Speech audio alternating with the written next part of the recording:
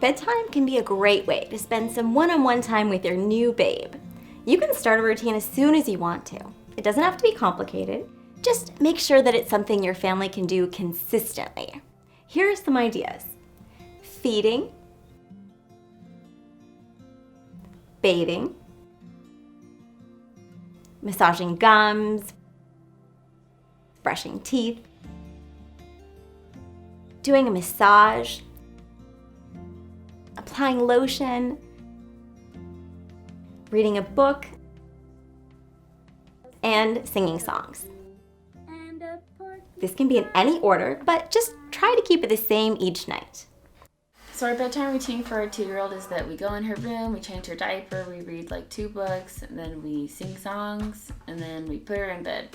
And it has worked great ever since we started that. Patting.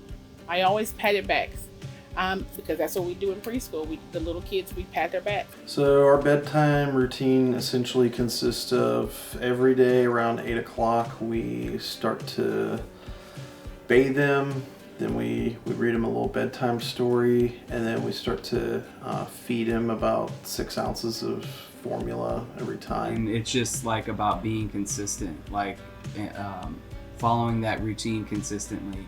We put him in a sleep sack, which we actually bought a special sleep sack that has a weight in the chest, so it feels like the palm of your hand is essentially resting on him, and we found that has worked wonders with putting him to bed. What I do is after dinner, we get him into the bath. I get him into the bath and let him tire himself out with a bubble bath. And then after that, it's brushing teeth and then story time, and then I just rock him to sleep in my arms. Well, I tried putting him to sleep.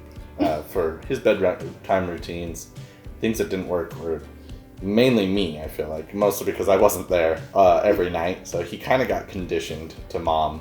All babies are different, and he is not the baby that likes to be rocked all the time, so he didn't want to be, he liked to more, you could rock him for a little bit, but he liked to lay on his own, but he still liked to be moving. So we actually found a bassinet that laid, right on his back where it was a safe sleep position, but it swayed back and forth, it glided throughout the night.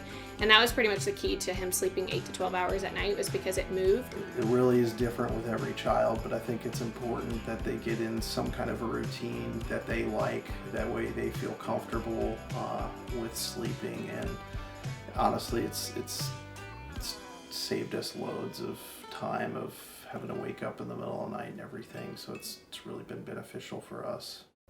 Noise machines. We talked earlier about how loud the womb was. While sleeping in a dark room may remind them of the good old days, silence definitely won't. Studies show that white noise helps babies fall asleep faster and for longer periods. But not all white noise is created equally. In fact, there are other colors of noise, like pink noise and brown noise and violet noise. Yeah, nothing is ever simple. Some parents prefer playing music as their baby goes to sleep. And if you think that works for you, great. Just make sure that the music isn't too stimulating. Some babies might sleep better with white noise because the constant lull can block out disturbances that could wake them. If you decide to use a white noise machine, just be sure to keep it about 6 feet away from your baby. Noise machines are perfectly safe and can be a huge help for sleep when used correctly. Dressing baby for the right temperature. Between feedings and diaper changes and naps, figuring out what to dress your baby in can be its own headache.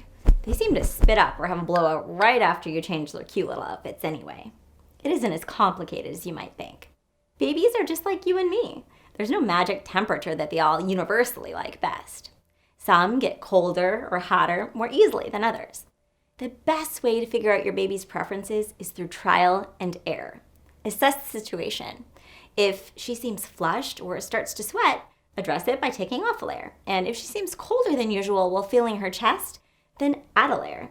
When sleeping, you're probably going to use a swaddle, so try to choose a material that will work best for your home. Something more breathable like cotton would be great in the summer months, and a fleece or wool material might be best for the winter. The rules are simple: assess and then address. Discussion questions. What is your favorite part of your baby's routine? And what do you dress your baby in for bed? hope this video brings you one step closer to a good night's sleep. Remember to like, subscribe, and share our channel so all parents can have access to the free baby sleep training course.